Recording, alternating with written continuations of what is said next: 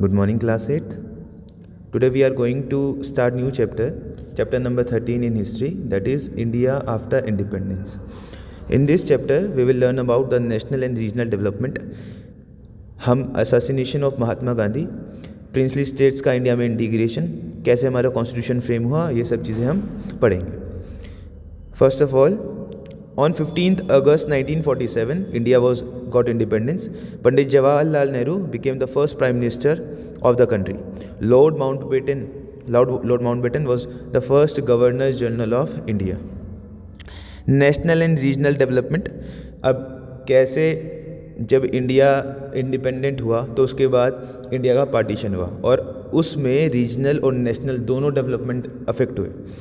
Pakistan west and Pakistan east, दो पाकिस्तान, एक Pakistan waste जो आज पाकिस्तान है और एक ईस्ट पाकिस्तान जिसको आज हम बांग्लादेश के नाम से जानते हैं, ये ब्रिटिश कॉलोनियल रूल ने क्रिएट किए.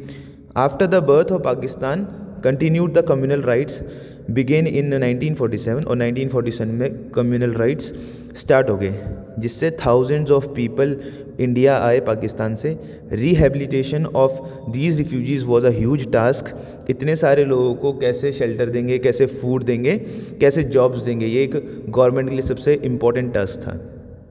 इसके अलावा एक और मेन प्रॉब्लम थी, वो थी प्रिंसली स्टेट्स. जब ब्रिटिशर्स इंडिया को छोड़कर गए तो जितनी भी प्रिंसली स्टेट्स थी जहाँ पर राजा हुआ करते थे उन्होंने उनको इंडिपेंडेंट रूल करने के लिए परमिशन दी थी. यानी वो चाहें तो वो गवर्नमेंट में मिल सकते हैं, नहीं तो वो इंडिपेंडेंट रूल भी कर सकते हैं. और ऐसे 560 प्रिंसली स्टेट्स इंडिया में थे, 560.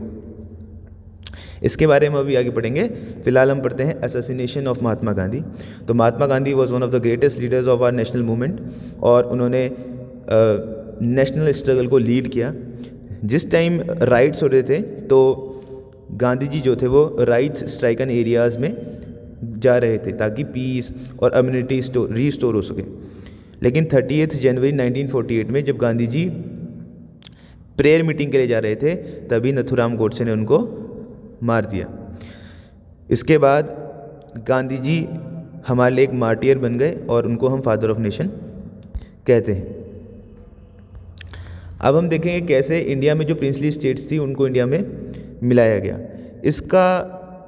इसके लिए मेन कंट्रीब्यूशन इसमें जो था वो था सरदार वल्लभ भाई पटेल का. ब्रिटिश गवर्नमेंट ने जब पावर ट्रांसफ़र कर दी थी प्रिंसली स्टेट्स को कि वो फ्री हैं अगर वो इंडिया को ज्वाइन करना चाहें या पाकिस्तान को, सरदार वल्लभ भाई पटेल ने क्या करा, ये सारी स्टेट्स में गए और उनको इंडिया से ज्वाइन करने की अपील करी. इससे उन्होंने 562 स्टेट्स को इंडिया में मर्ज कर लिया. 1948 में पाकिस्तान ने कश्मीर को इन्वेड किया, कश्मीर पर अटैक कर दिया और जो वहाँ के महाराज थे उन्होंने इंडियन आर्मी से अपनी हेल्प मांगी. The people of Jammu Kashmir decided to join Indian nation और फिर उन्होंने इंडियन नेशन को ज्वाइन करने का डिसीजन लिया. लेकिन हमारी इंडिपेंडेंस के बाद भी कुछ ऐसे एरियाज़ थे जो ब्रिटिशर्स के कंट्रोल में नहीं थे, वो दूसरे कॉलोनियल वहाँ पे दूसरी कॉलोनीज रूल करती है, दूसरे देश रूल कर रहे थे. फॉर एग्जांपल पौंडीचेरी जिसको हम पुदुचेरी कहते हैं, कराईकल, यनम, माहे, चंद्रनगौर, ये सारे फ्रेंच कॉलोनी थे यानी फ्रेंच के कंट्रोल में थे. इसके बाद गोवा, दमन एंड दीव, दादरा नागर हवेली ये पोर्टुगीज़ के अंडर में थे. तो ये जब लिबरेट हुए 1954 में और गोवा 1961 में इंडिया का पार्ट बना. तो Goa was the last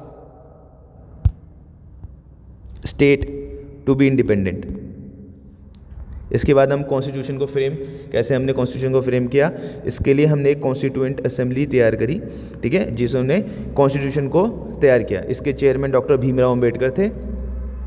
the committee finish the work in 26 November 1949 and the constitution of India came into force in 26 जनवरी 1950. वैसे तो जो एक कमेटी थी इसका वर्क 1949 में ख़त्म हो चुका था, 26 नवंबर 1949, लेकिन 26 जनवरी 1950 को हमने कॉन्स्टिट्यूशन को अपने इन्फोर्स किया. Our constitution is the largest and biggest written constitution in the world और हमारा कॉन्स्टिट्यूशन सबसे लार्जेस्ट रिटन कॉन्स्टिट्यूशन है वर्ल्ड में. अब हम फॉरेन पॉलिसी के बारे में पढ़ते हैं बेटा. What are foreign policy? तो फॉरेन पॉलिसीज़ क्या होती है? कुछ ऐसी पॉलिसीज़ जिससे एक कंट्री दूसरी कंट्री के साथ रिलेशन बनाती है, उसको हम फॉरेन पॉलिसीज़ कहते हैं। A country needs to have its foreign policy of economic and defence requirements. अब मेन ऑब्जेक्टिव्स फॉरेन पॉलिसी क्या होती हैं? To safeguard economic and national interest, to uphold the sovereignty and integrity of the country. India अपनी country की sovereignty और integrity को, एकता को बनाए रखना। टू प्रमोट इंटरनेशनल पीस, और इंटरनेशनल पीस, सिक्योरिटी और कोऑपरेशन को प्रमोट करना। इसके बाद हम principles of Indian foreign economy पढ़ेंगे। इसको हम नेक्स्ट क्लास में कंटिन्यू करेंगे क्लास, और नेक्स्ट क्लास में हम इसको ख़त्म कर देंगे। Okay class, thank you and have a nice day.